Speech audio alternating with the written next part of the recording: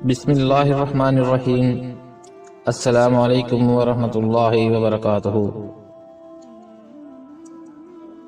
یہ سعودی عرب کے دارالحکومت ریاض شہر کا واقعہ ہے۔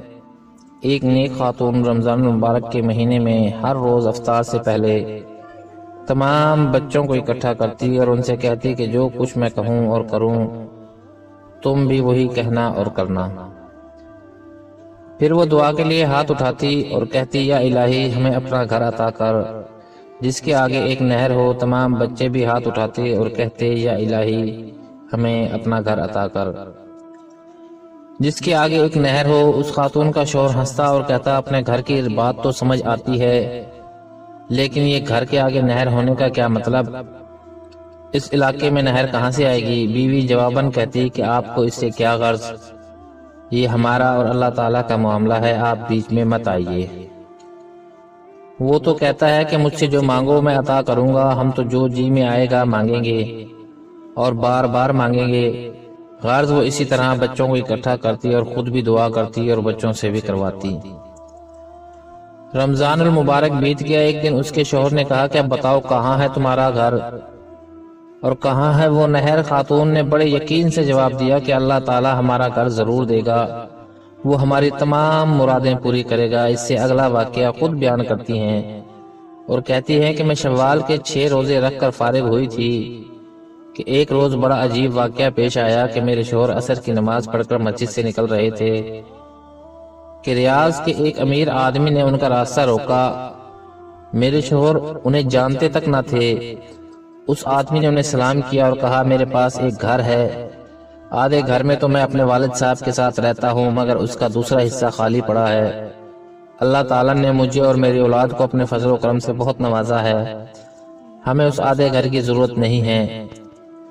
آج اس ارادے سے نکلا تھا کہ نماز عصر کے بعد مسجد سے نکلنے والے پہلے آدمی کو میں وہ گھر ہدیتاً دے دوں گا۔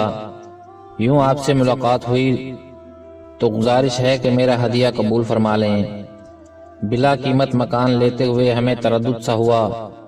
وہ صاحب کہنے لگے اگر آپ کی تسلی گھر کی قیمت دیے بغیر نہیں ہوتی تو جتنی آپ آسانی سے دے سکتے ہیں دے دیجئے۔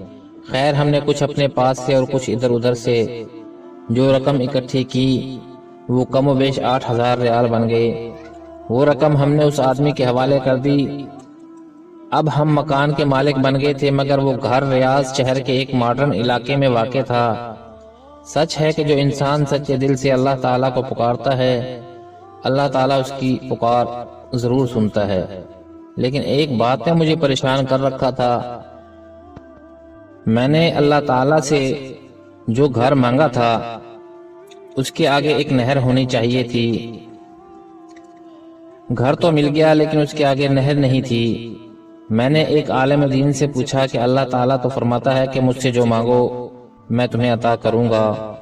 میں نے اللہ سے نہر کنارے گھر مانگا تھا، گھر تو مل گیا لیکن نہر نہیں ملی۔ اس عالم دین کو میری دعا اور میرے ایمان قبولیت پر بڑی حیرت ہوئی۔ انہوں نے دریافت کیا اس وقت آپ کے گھر کے سامنے کیا ہے؟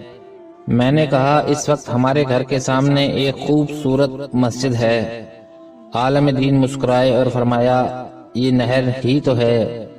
پھر انہوں نے میرے سامنے یہ حدیث مبارکہ بیان کی کہ حدیث میں نبی اکرم صلی اللہ علیہ وسلم نے ایک صحابی سے فرمایا کہ آدمی کا گھر نہر کنارے ہو اور وہ اس میں روزانہ 5 مرتبہ غسل کرے تو کیا اس کے بدن پر میل کچیل باقی رہے گا؟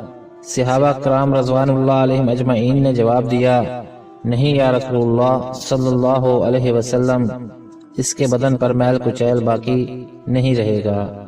فرمایا یہی حال 5 نمازوں کا ہے، ان کے ذریعے اللہ سبحانہ و تعالی گناہوں کو مٹا ڈالتا ہے۔ یہ سن کر میری آنکھوں میں خوشی اور تشکر کے آنسو رواں تھے۔ بے شک میرے رب نے نہر کے سامنے گھر عطا کر دیا تھا۔ اے اللہ تعالی اس دعا کو سننے والوں کی تمام نیک دلی حاجات قبول فرما، آمین یا رب العالمین۔